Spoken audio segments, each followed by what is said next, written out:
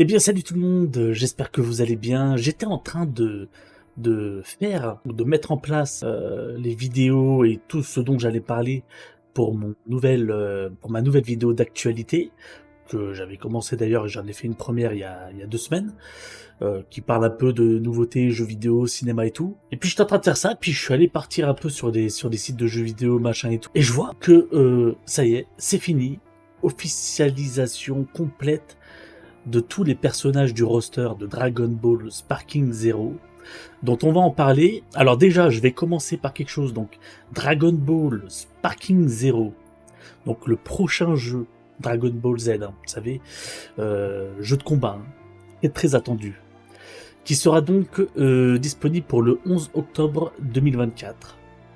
Donc je vais vous parler d'abord du pré-order bonus. Donc les bonus si on le précommande, vous aurez la possibilité de jouer avec le caractère donc de Sangoku petit, mais de Dragon Ball Daima. Vous savez le prochain arc animé qui sera disponible à partir d'octobre au Japon et dans le monde. Je crois qu'on m'avait envoyé l'info comme quoi ce serait Crunchyroll Monde qui le ferait. Et en France, on n'a pas encore de date précise de quand viendra cet animé, donc moi j'attendrai la version française comme d'habitude, mais vous pourrez la trouver en version VOSTFR sur le net, hein. Et donc il y a 6 caractères Early Unlock, donc pré-débloqués, donc c'est Gogeta en forme super, donc Gogeta de l'arc du film Broly, hein, le nouveau Broly, pas le Gogeta de Dragon Ball Z, hein. Donc on a Gogeta Super Saiyan, Gogeta Super Saiyan God, on a Broly légendaire et on a Broly Super Saiyan. Voilà. Donc tout ça donc disponible le 11 octobre pour ceux qui ont ceux qui ont précommandé le jeu. Vous pourrez toujours trouver des versions clé CD avec les pré-order bonus ou tout, si vous êtes notamment sur PC. Ensuite, très important, il y a la Deluxe Edition, il y a plusieurs éditions, donc avec les bonus dont je vous ai parlé, c'est-à-dire Dragon Ball Daima, Sangoku Petit, Gogeta et Broly, caractères qu'on débloque si on précommande le jeu. En plus de ça, vous avez droit à 3 Day Early Access, c'est-à-dire à 3 jours jouables avant que le jeu ne sorte. Ça, ils font de plus en plus ça, des fois t'as 7 jours, des fois t'as 3 jours, des fois t'as 24 heures, enfin... C'est des trucs à la con, mais tu peux y jouer 3 jours avant que le jeu sorte, c'est-à-dire à partir du 8 octobre, si je dis pas de bêtises. En plus, tu as accès au Season Pass, inclus dans la Deluxe Edition. Donc, le Season Pass bonus, donc tu as un bonus dans le Season Pass, c'est Summon Shenron. Donc, Shenron qui sera une invocation, je pense pas que c'est un caractère jouable. Donc non, c'est pas marqué playable caractère, donc ça doit être une invocation, quelque chose comme ça. Et donc ils te disent déjà, donc ils spoilent un peu les DLC 1, 2 et 3 qui seront disponibles avec, et qui comprendront donc des personnages, plus de 20 personnages issus de Dragon Ball Super, de Dragon Ball Z ou de Dragon Ball ZOAV. Et donc tu auras donc déjà, ils nous ont spoilé un peu les 2 personnages. Donc ils nous ont spoilé qu'il y aura des personnages disponibles dans le DLC, donc par rapport à Dragon Ball Daima, donc des personnages de Dragon Ball Daima, mais ainsi du film Dragon Ball Super Héros, vous savez, qui était sorti au cinéma. Et donc on voit les 2 antagonistes, je sais plus comment ils s'appellent, qui étaient, je vous mettrai de toute façon l'image, qui étaient les méchants du film. Je pense qu'ils y ajouteront notamment peut-être Piccolo Orange, et puis bien sûr le sel rouge, c'est cette espèce de clone de sel géant qui sera certainement aussi disponible. Donc il spoil un peu ce Season Pass, et donc on saura qu'on aura 3 DLC, DLC 1, DLC 2 et DLC 3, donc inclus dans l'édition de luxe, bien sûr, si vous achetez l'édition de luxe. Mais il y a encore autre chose, et oui, Il y a la Ultimate Edition. Ah, celle-ci, elle est encore un peu plus. Elle contient tout ce dont je vous ai parlé, donc les 3 jours d'accès au jeu, les DLC 1, 2 et 3, le Season Pass bonus, donc Summon Shenron, l'accès au DLC, vous avez les pré-orders bonus, et en plus de ça, ils vous ont ajouté pour le Ultimate Edition bonus, le Summon Super Shenron, donc encore je pense que là ce sera une invocation, et le Ultimate Upgrade Pack, donc ça aussi c'est intéressant de le savoir. Donc on aura le Goku Super Costume Wii Power Pole. On aura l'emote Voice 7, donc il y aura des émotes dans le jeu, dont j'étais absolument pas au courant. Un customisation item et 2 player cards background. Donc les player cards, ce sera certainement la player card de ton toi. Par exemple, tu t'appelles Jean-Denis 73 000, et ben ce sera marqué Jean-Denis 73 000. C'est un peu comme t'as dans les Call of ou dans les trucs comme ça.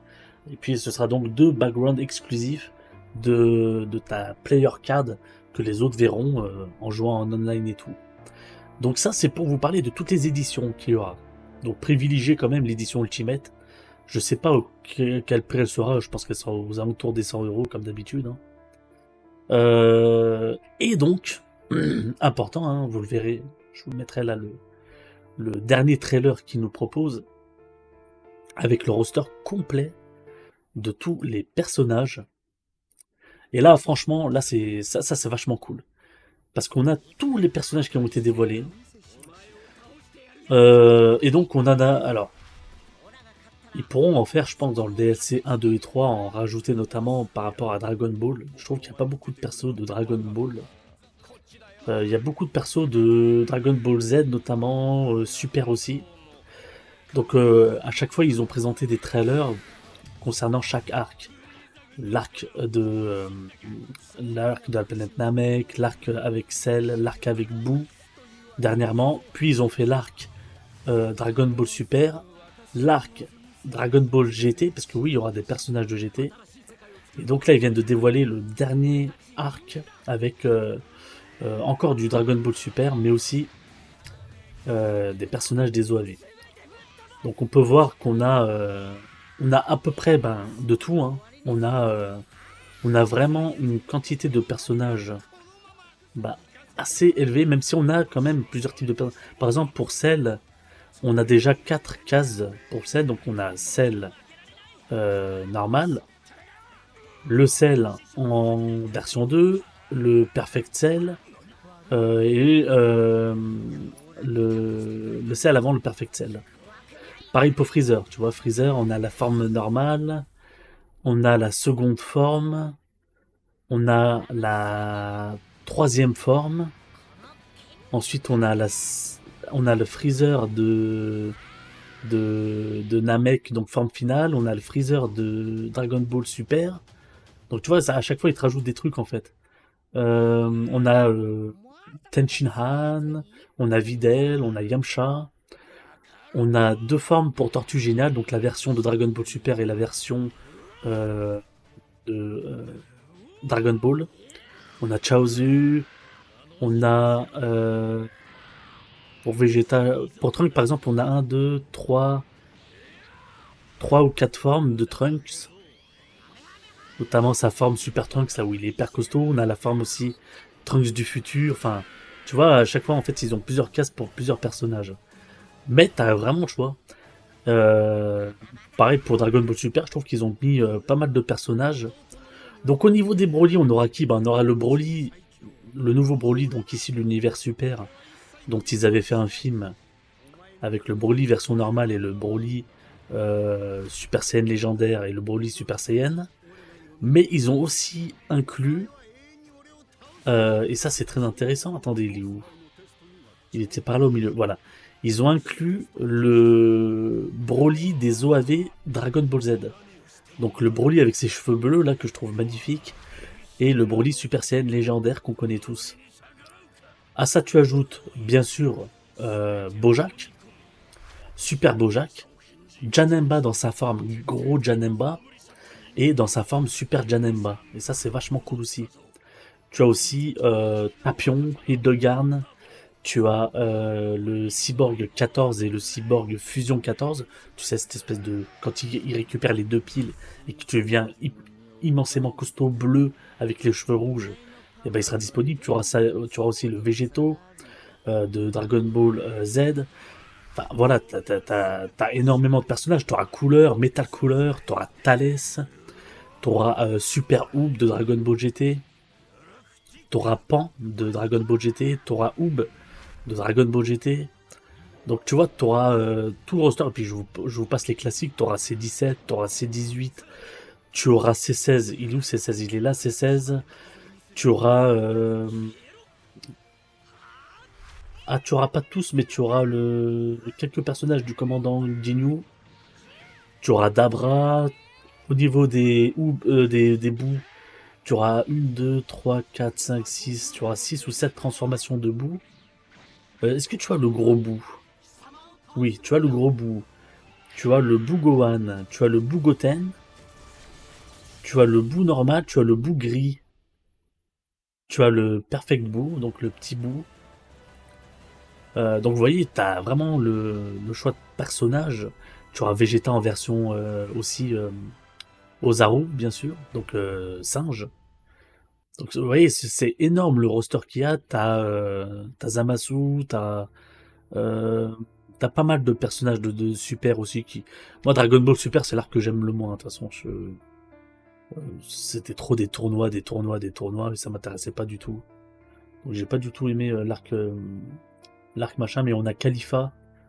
On a pas mal de personnages. Khalifa avec sa sœur et ses transformations.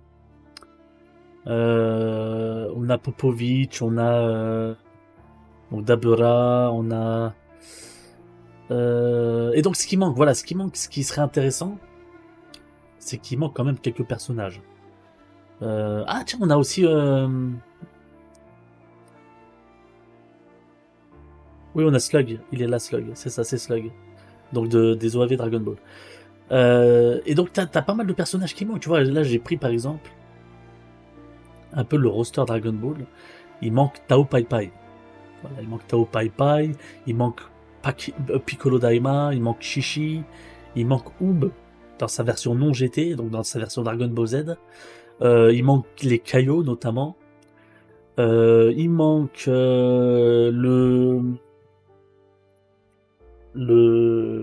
au niveau Dragon Ball Super, il manque notamment euh, le, le, le, le policier galactique, là, je sais plus comment il s'appelle.